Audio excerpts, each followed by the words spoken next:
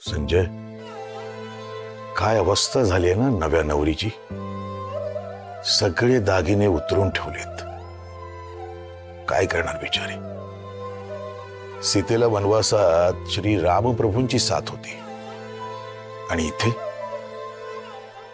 नवऱ्यानेच वनवास दिलाय आणि आपण काहीही करू शकत नाही. भाऊजी, श्रेयसची अवस्था जास्त वाईट आहे की ताराची काही कळायला मार्गच नाही हो. दोघांसाठी पण ना जीव असा तिळतिळ तुटतोय. असं वाटतं हे सगळं थांबवावं, पण कसं काही कळत नाहीये. हा तारा, तारा, अगं काय करू ग मी तुझ्यासाठी.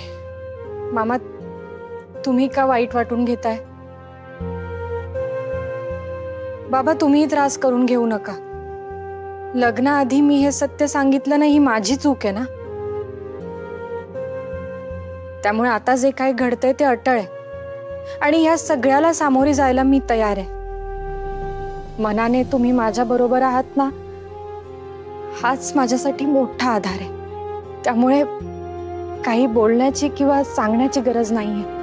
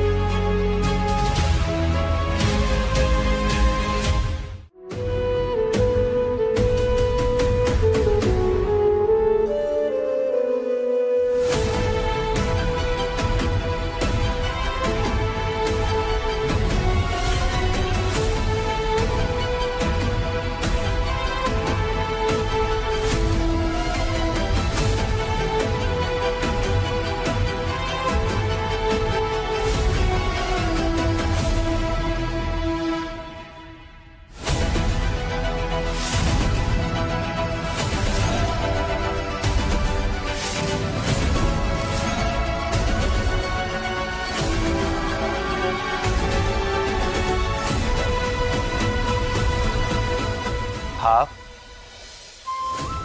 माझ्या आराध्याचा फोटो.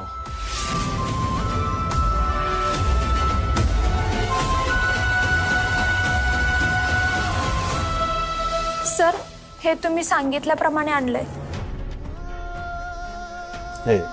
हो.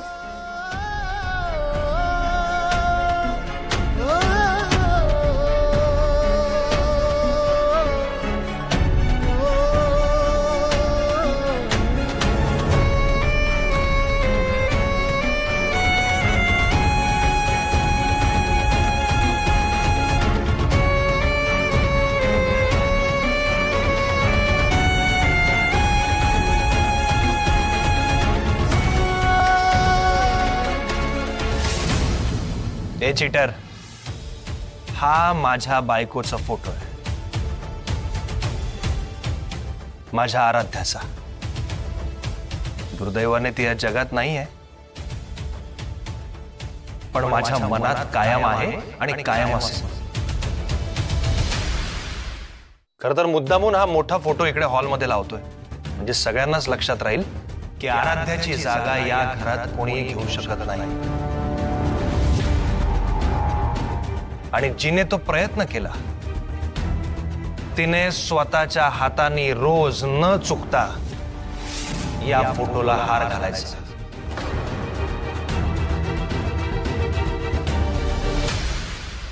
जर यात काही चूक झाली तर माझ्यापेक्षा वाईट कोणी नसेल.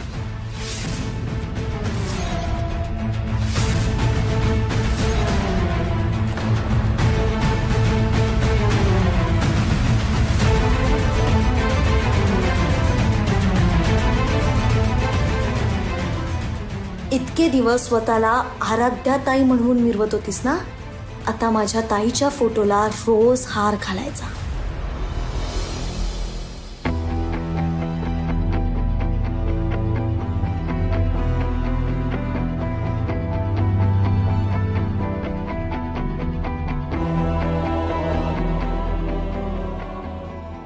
गोंधळ म्हणजे माझी ओळख आहे,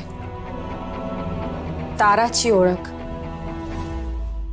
इतके दिवस आराध्या होताना मी हे लपवत होते. श्रेयसने जर हे बघितलं ना तर त्याचा पाराच चढेल.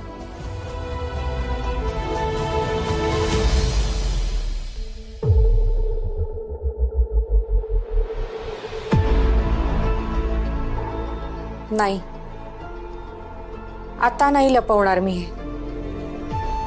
आयुष्यात किती त्रास सहन करावा लागला ना तरी चालेल, पण आता हा खोटेपणा नाही करू शकत मी.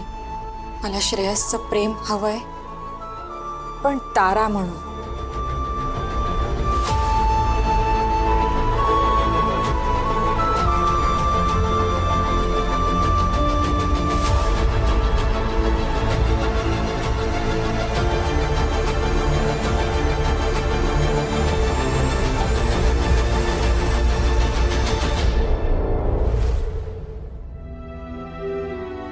हे सगळं सहन करण्याची शक्ती दे विठुराया, बळ दे. आराध्याचा फोटो आहे तो. गेले 6 महिने मीच आराध्या होते ना रे. खरंच आराध्या झाले होते. श्रेयसची आराध्या. नको ना रे अंत पाऊस, नको ना अंत पाऊस. शारीरिक छळ सहन करेन मी, पण मानसिक छळ नाही सहन होते. नाही सहन होत.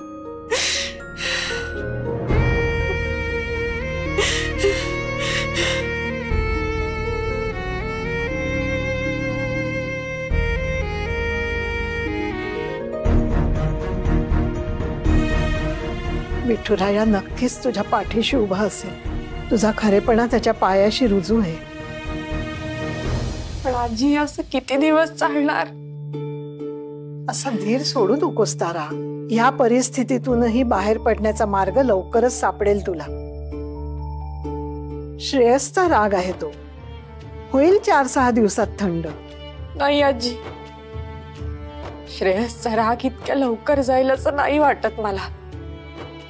मी चांगलं ओळखते त्याला. नाही तारा, अशी हताश आणि निराश होऊ नकोस. हे बघ, आज होलिका दहनाचा दिवस आहे. आज सगळ्यावर मात करून जुनं सगळं जाळून नवीन सुरू करण्याचा दिवस आहे. आज मनातले वाईट विचार दहन करून टाकायचे. कालच लग्न होऊन या घरात सून म्हणून आलेस ना तू. आज पहिला सण आहे तुझा. सगळ्या शंका कुशंका मनातून झटकून टाक आणि जबाबदारी उचल. हे बघ, आजच्या पुरणपोळीचा नैवेद्याचा स्वयंपाक तुझ्या हातून व्हायला हवा. कळलं?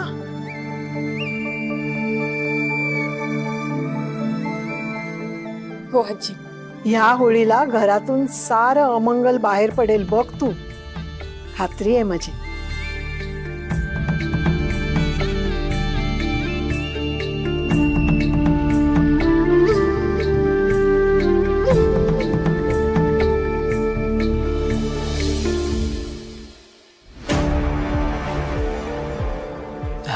श्रेयस, अरे ऐक ना, मी काय म्हणतोय ते. मला कळतंय तुला काय वाटतंय सध्या. तुला किती वेदना होत आहे ती मी कल्पनाही करू शकत नाही. श्रेयस, थोडं समजून घे ना. हे जे काही झालंय ना त्यामध्ये ताराची काहीच चूक नाहीये. हे सगळं इतकं गुंतागुंतीचं आहे ना की मला वाटतं आपण शांतपणे या विषयावर बोलूया. काल मी जे काही सांगितलं ते कळलेलं दिसत नाहीये तुला मामा. स्पष्टपणे सांगितलंय मी काल, माझ्यासाठी हा विषय संपलाय. मला या विषयावर काही बोलायचं नाहीये. माझ्या निर्णयात काही बदल होणार नाहीये. त्यामुळे प्लीज मला कोणी काही सांगायचा प्रयत्न करू नका. हे बघ श्रेयस, ठीक आहे रे बाबा, पण ही अशी शिक्षा म्हणजे.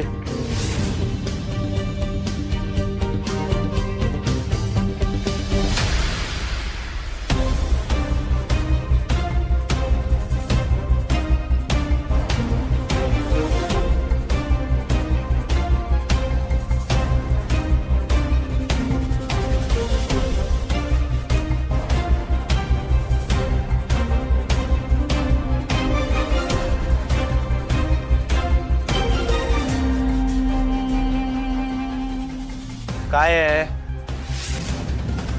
झालं ना, दिला ना चहा, निघ आता.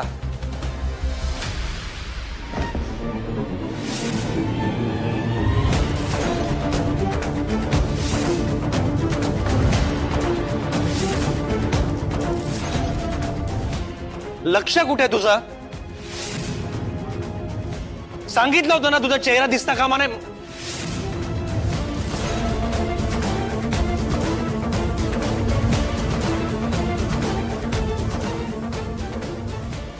गोंधळ?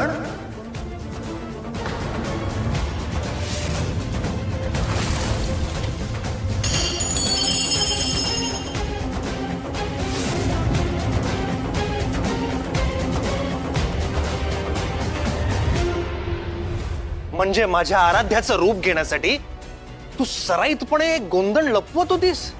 हा? अरे खोटारडेपणाचा कळस आहे हा. अजून असं काय काय लपवून ठेवलंयस ग? काय काय लपवलंयस असं जे नंतर समोर येणार आहे माझ्या? खोटारडेपणाचा कळस आहे हा. बजावून सांगितलं होतं ना तुला, बजावून सांगितलं होतं तुझा हा खोटारडा चेहरा दिसता कामा नये म्हणून. तरी दाखवलंस. आता शिक्षा भोगावी लागणार.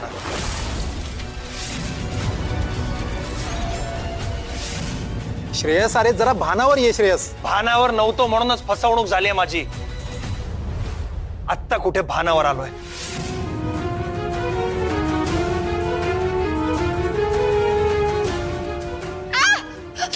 अरे श्रेयस, काय हे? अरे काय हे? श्रेयस, अरे काय करतोयस हे? कोणी मध्ये बोललं तर शिक्षा दुप्पट होईल.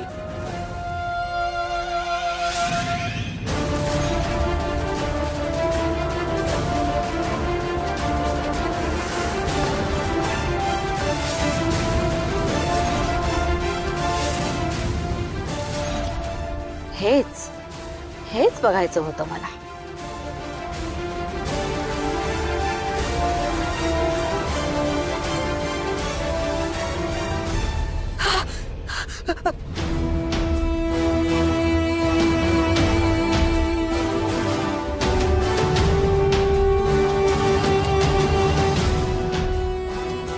म्हणजे श्रेयसचा तो अवतार कालच्या पुरता नव्हता.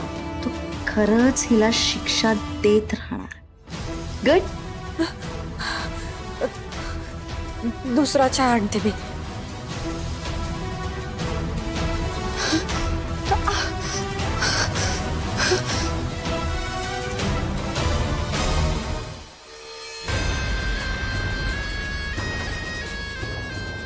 आत्या, काय ग, माझ्या मागून कशाला आलीस? कशाला म्हणजे? आपल्या दोघींचा शत्रू एकच आहे. मग मिळून हल्ला करायचा प्लॅन नको करायला? गरज नाहीये. माझं मी बघेन, तुझं तू बघ. आत्या, चुकताय तुम्ही. जर आपण घाई नाही केली ना तर बाजी केव्हाही पलटू शकते. नाही म्हणजे श्रेयस भाऊजी आता धक्क्यात आहेत, खोलवर दुखावले गेलेत, म्हणून त्या आवेगात बेभान होऊन शिक्षांचा सपाटा लावलाय त्यांनी. पण तो आवेग जर ओसरला ना तर मग बघाच, पारडं पूर्ण फिरेल. म्हणून त्या आधीच त्या भिकारड्या ताराला हाकलायला हवं ना इथून. तेही परस्पर. म्हणजे श्रेयस भाऊजींच्या हातून तिला इतक्या शिक्षा घडवून आणायच्या की ती स्वतः हे घर सोडून जाईल. श्रावणी, हे सगळं मला कळत नाही अशा भ्रमात तू राहत असशील तर त्यातून आधी बाहेर ये. माझं मी बघेन. माझा पदर धरून नाचायचं नाही. जे करायचंय ते स्वतःच्या जीवावर करायचं. असंही आज होळी आहे. होलिका दहनाची आग त्या ताराला चटके दिल्याशिवाय राहणार नाही. म्हणजे काय करणार आहात तुम्ही? सांगितलं ना, माझ्या भानगडीत पडायचं नाही.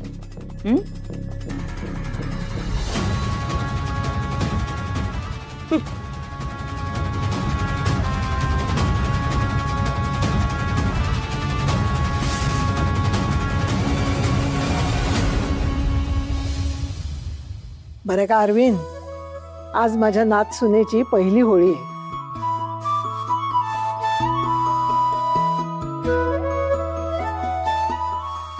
श्रेयस कसाही वागला तरी आपल्यासाठी ती प्रेमाचीच सून आहे. आपण आपला धर्म सोडायचा नाही. हा, श्रेयसच्या डोक्यावरचं भूत उतरेपर्यंत आपण तिला मान आणि आदर द्यायलाच पाहिजे.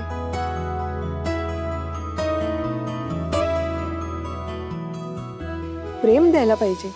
बरोबर आहे आई. श्रेयसने बजावलंय ना की तिला जर कोणी मदत केली तर तिला दुप्पट शिक्षा होईल म्हणून. अगं, शिक्षेतून वाचण्याखेरीज बऱ्याच गोष्टी करता येतात ज्याबद्दल श्रेयस बोलू शकत नाही. आणि डॉक्टरांनी सबुरीने घ्या म्हणून सांगितले, नाहीतर श्रेयसला कधीच वटणीवर आणलं असतं. मुद्दा हा आहे की आज सणाचा सगळा स्वयंपाक माझ्या नात सुनेनं तारानं केलाय.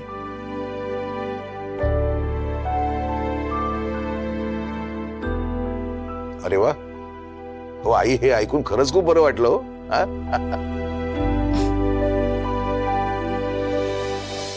पण श्रेयस भाऊजींना अजिबात बरं वाटणार नाही. त्यांना कळल्याबरोबर चांगली कडकडीत शिक्षा देतील.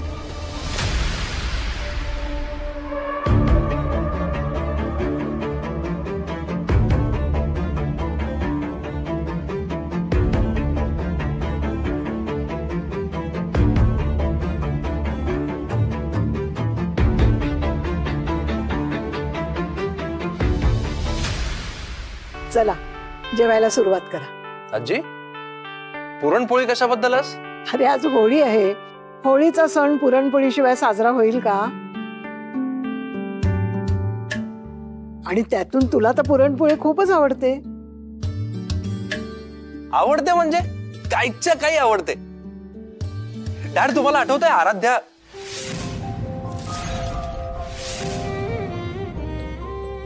आराध्या कशी लुसलुशीत मऊ मऊ पोळ्या करायची?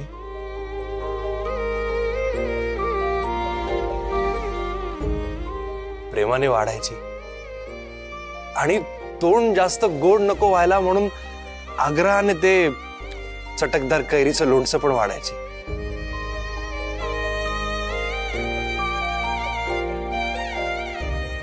असायला हवी होती आज. आराध्या तुझ्या बरोबरच आहे ना, माझ्या मनात आणि कायम असेल.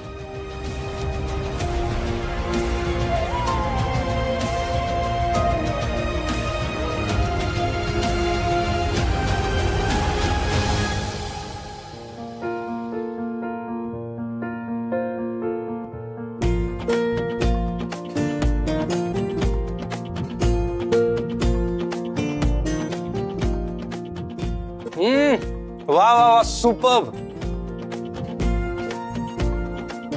आजी, तुझ्या हातची चव मी कधीही विसरू शकत नाही. कमाल झाली पोळी. वा.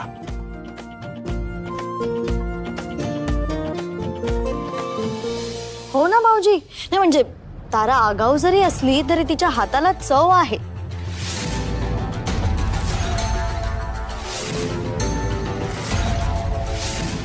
हो ना तारा? तू केली नाहीयेस आजी?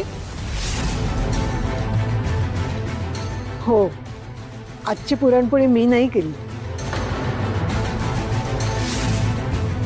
माझ्या नात सुनेनं तारानं केली. आणि ती किती चविष्ट झाले हे तूच आत्ता सांगितलंस.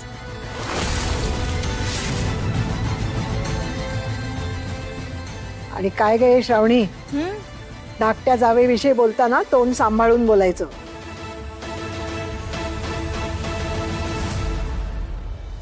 तोंड कडू झाला माझं.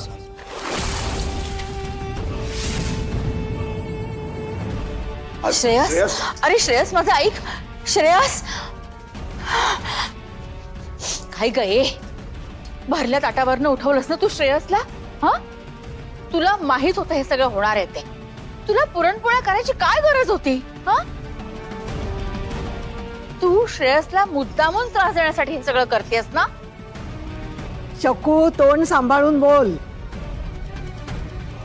थोड्याच वेळापूर्वी मी काय बोलले होते विसरलीस? ताराला का ओरडतेस? मीच सांगितलं होतं तिला पुरणपोळ्या करायला.